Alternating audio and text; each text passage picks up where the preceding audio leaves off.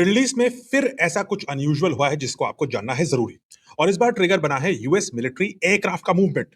Reports और open source flight trackers के मुताबिक लगभग 11 यूएस एयरफोर्स के C-17 globe master aircraft middle east से यूरोप की तरफ जाते दिखाई दिए।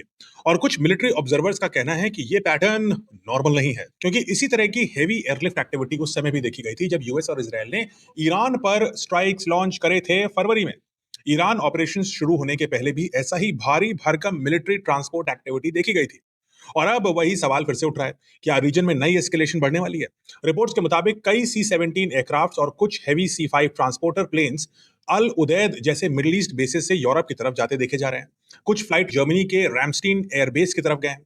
अब नॉर्मली मिलिट्री ट्रांसपोर्ट एयरक्राफ्ट लगातार तो उड़ते रहते हैं। ऐसा वो करते हैं ट्रूप्स मूव करने के लिए, इक्विपमेंट को रिपोजिशन करने के लिए, लॉजिस्टिकल सप्लाईज के लिए। यानी सिर्फ एयरक्राफ्ट मूवमेंट देख करके वॉर डिक्लेयर नहीं किया जा सकता, ये भी सच है। लेकिन आउटबाउंड फ्लाइट्स तो दिखाई दे रही हैं, लेकिन inbound replacement cargo flights comparatively कम दिखा रही हैं।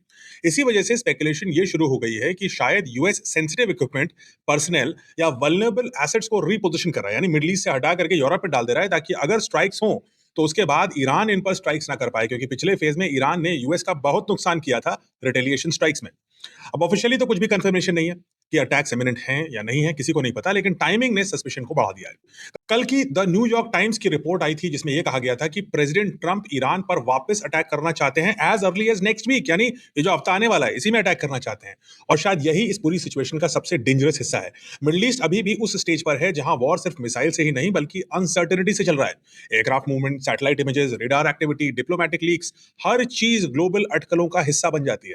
अब ऑफिशियली कोई ये नहीं कह रहा कि वॉर शुरू होने वाला है, लेकिन ट्रंप बार बार इस बात का इंडिकेशन जरूर दे रहे हैं कि उनके मन में युद्ध चल रहा है।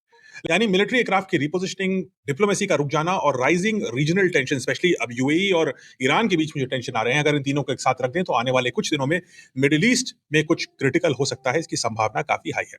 कमेंट्स में मुझे बताइए, आप मेरे साथ साथ इस मिलिट्री ऑपरेशन को भली भांति समझ चुके हैं। आप क्या आपको लगता है कि ये सब कुछ जो हो रहा है, यानी यूएस अपना सामान हटा हटा करके यूरोप ले जा रहा है, महंगा वाला सामान, क्या वो ये दिखाता है कि अब युद्ध फिर से शुरू होने वाला है एक वायलेंट फेज में? क्या लगता है आपको? और अगर ऐसा हुआ तो ईरान की जवाबी कार्रवाई क्या पिछली बार जैसी होगी या पिछली बार से भी कुछ ज्यादा होगी? क्या लगता है आपको? कमेंट्स बताइए।